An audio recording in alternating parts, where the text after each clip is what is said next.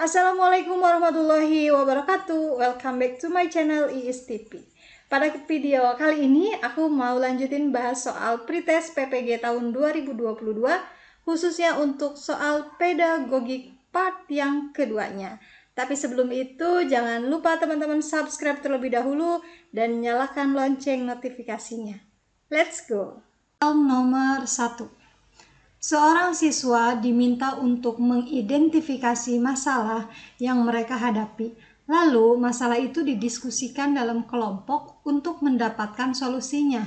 Ilustrasi ini berkaitan dengan perkembangan A. Kemampuan kognitif, B. Kemampuan interaksional, C. Kemampuan integrasi diri, dan D. Kemampuan komunikatif. Jawaban yang tepat adalah A. Kemampuan kognitif. Soal nomor 2. Pernyataan berikut yang menjelaskan makna istilah kognitif adalah A. Kemampuan berkomunikasi, B. Kemampuan untuk memecahkan masalah, C. Kemampuan berinteraksi, D. Kemampuan untuk mengintegrasikan diri. Kata kuncinya adalah istilah kognitif.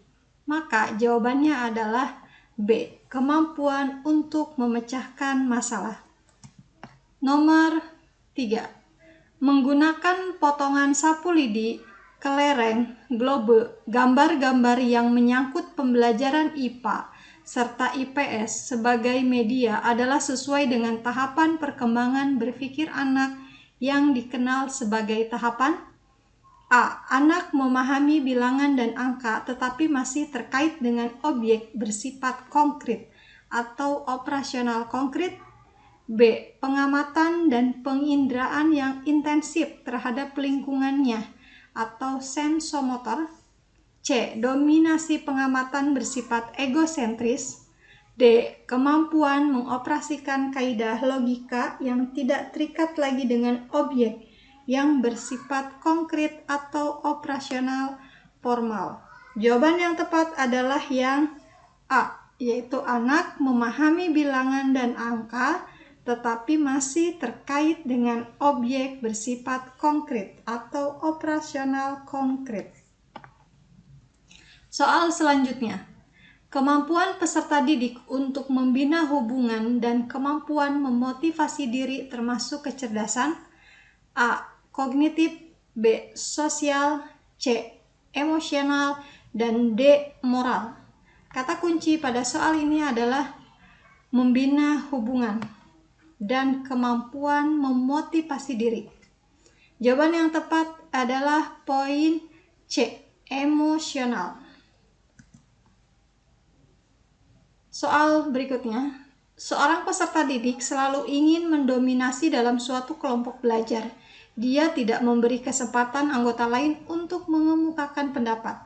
Jika teman lain yang memimpin dan mengendalikan jalannya diskusi, ia memisahkan diri dan cenderung belajar sendiri. Peserta didik tersebut mengalami permasalahan dalam perkembangan A. Sosial emosional, B. Kognitif, C. Moral, dan D. Spiritual. Jawaban yang tepat adalah poin A. Sosial emosional. Soal nomor 6. Seorang peserta didik merasa kurang bersemangat pada jam usai pembelajaran. Dia bahkan lebih senang tinggal di sekolah sampai sore. Petugas kebersihan sekolah sampai menyuruhnya pulang karena matahari hampir tenggelam. Peserta didik tersebut dicurigai memiliki hambatan pengembangan potensi berupa faktor A. Intelijensi dan kognitif, B. Budaya dan pembiasaan, C. Keluarga dan lingkungan masyarakat, dan D. Emosional dan kepribadian. Jawaban yang paling tepat adalah poin C, yaitu keluarga dan lingkungan masyarakat. Soal nomor 7. Teori ini memandang belajar sebagai hasil dari pembentukan hubungan antara rangsangan dari luar atau stimulus dan balasan dari siswa atau respons yang dapat diamati. Semakin sering hubungan antara rangsangan dan balasan terjadi, maka akan semakin kuatlah hubungan keduanya. teori belajar yang dimaksud adalah A. Behaviorisme, B. Humanistik, C. Cybernetik, dan D. Konstruktivisme. Kata kunci di sini adalah rangsangan dari luar, adanya stimulus. Kalau adanya stimulus, maka jawabannya pasti behaviorisme. A. Selanjutnya, di dalam proses pembelajaran, para siswa dihadapkan dengan situasi di mana ia bebas untuk mengumpulkan data, membuat dugaan atau hipotesis, mencoba-coba atau trial and error, mencari dan menemukan keteraturan atau pola, menggeneralisasi atau menyusun rumus beserta bentuk umum, membuktikan benar tidaknya dugaannya itu.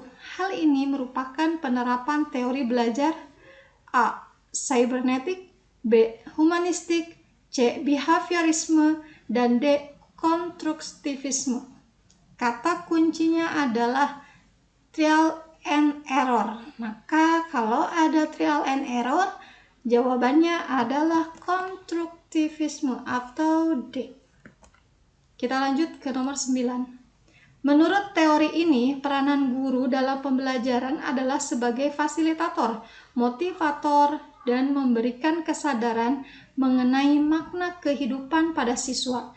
Teori belajar ini berusaha memahami perilaku belajar dari sudut pandang pelakunya, bukan dari sudut pandang pengamatnya. Teori belajar ini adalah A. Humanistik, B. Konstruktivisme, C. Kognitif, atau D. Nativisme. Kata kunci untuk soal nomor 9 ini adalah makna kehidupan pada siswa.